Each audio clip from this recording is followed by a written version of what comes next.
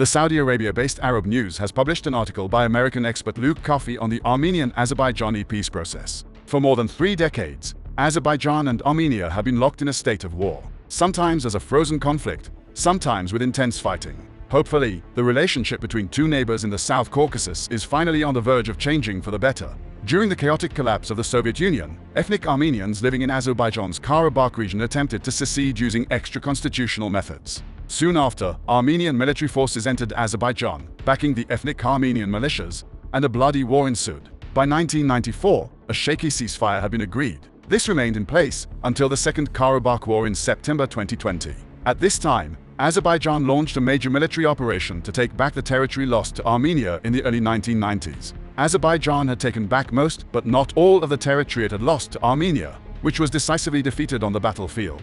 In September last year, fighting once again broke out, as a result of which Azerbaijan took back the remainder of Karabakh. Fearing a genocide, which in the end did not happen, tens of thousands of ethnic Armenians fled across the border to Armenia. Fast forward almost a year, and peace between Azerbaijan and Armenia is closer than it has ever been.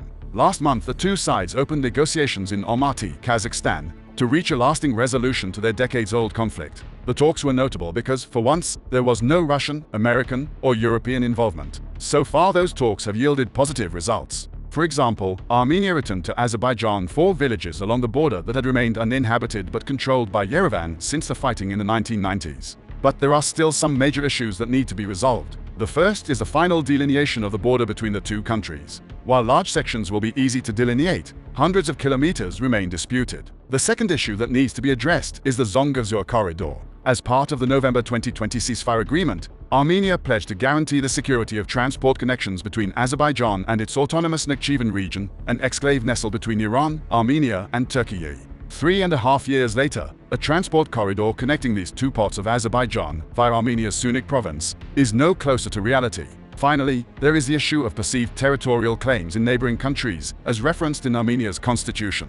The preamble of the current version of the document references the pan-national aspirations of ethnic Armenians. A peace agreement between Armenia and Azerbaijan, and the re-establishment of diplomatic relations between Armenia and Turkey that would likely follow, could have positive effects beyond the South Caucasus. The best thing that could happen to the South Caucasus would be a normalization of relations between Armenia and its neighbors. It is likely that billions of dollars of foreign investment have been denied to the region as a result of the ongoing conflict. A peace deal could change this. Furthermore, the South Caucasus is becoming increasingly important for transit on the Eurasian landmass. The establishment of diplomatic relations between Armenia and its neighbors would only enhance this. There is a golden window of opportunity to bring some much-needed stability to the South Caucasus. Let us hope that 2024 is a year of peace in the region, the benefits of which will be felt far beyond.